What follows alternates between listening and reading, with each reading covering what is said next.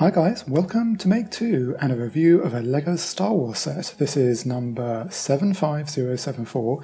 It's part of the Series 2 Microfighters line, and it is the Snowspeeder, of course. Comes with 97 pieces and was released in 2015. And I've only just got a chance to get a hold of this set and review it.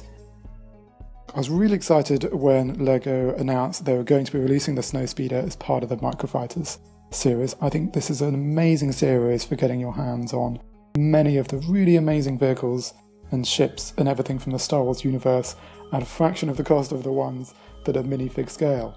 These are done in this really chunky scale. I've already reviewed a number from Season 1 and you can see a link to those in the top right corner of the display now.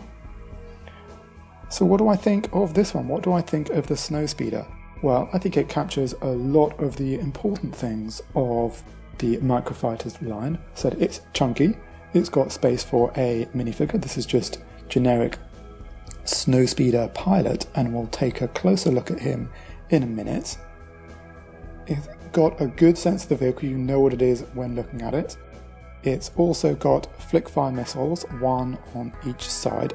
The final thing I think is really important for this line, where I think this isn't as good as some of the others, is what we call swooshability.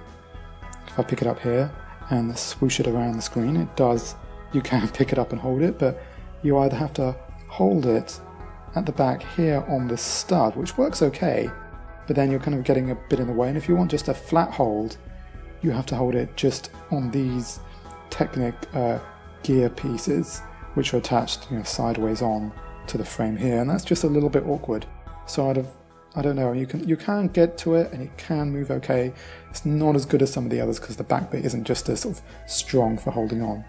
But the key thing here that I was worried about is how would they get the lines? And they've done that really nicely. At the underside you can see it's attached with these click hinges, so you can actually change the angle quite a lot. There's no need to do that. What that does expose is this piece here, just attached by a brick with a stud on the side, and that locks the position of the wing. So you can see it then creates this single line and a single line from the side, almost a little bit of a gap, but a very clear, smooth line. I think that's really, really nice and very similar to photos of the actual ship you can see online. What I'm less happy with overall, at the back it looks okay. I think this is supposed to be, I think it's a gun or it's normally a gun. It can also launch out sort of a trail of wire behind. I think that works pretty well. I have no idea what these things are for, these little hooks. These clip pieces are not in any picture I've seen of the actual ship.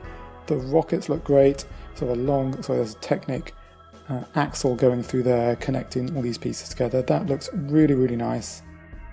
And I like this front section, I like the angles they've got at the front there as well. I think that works really well. So let's now take a look at the minifigure. As normal for these Star Wars minifigs, it's got a good amount of detail, including on the back, which I like, kind of the attachments to his pack. White gloved hands, a cool helmet, lots of detail on the front with his pack. And as you can see, if I take off his helmet, the detail from his visor is printed on, along with a boom mic there, and he's got a cheery, happy face here, which is really nice. But are things always going so well for him? Not so much. He's looking a little bit more agitated this side of his face. So that was a quick tour of the Lego Star Wars Snowspeeder. I think this is a great line. This is not, to be honest, my favourite set. I think it's because it's just, it's a small vehicle and it's not minifigure scale here, but it's not massive scale, and as that, you kind of expect a bit more intricate detail than you can get at this scale. So while it looks cool, for me it's not as cool as some of the ships that in real life would be bigger and had to be scaled down more. But I hope you've enjoyed this video. If you have, please give it a thumbs up and let me know what you think in the comments. And stay tuned because more Lego videos are on the way. Thanks for watching.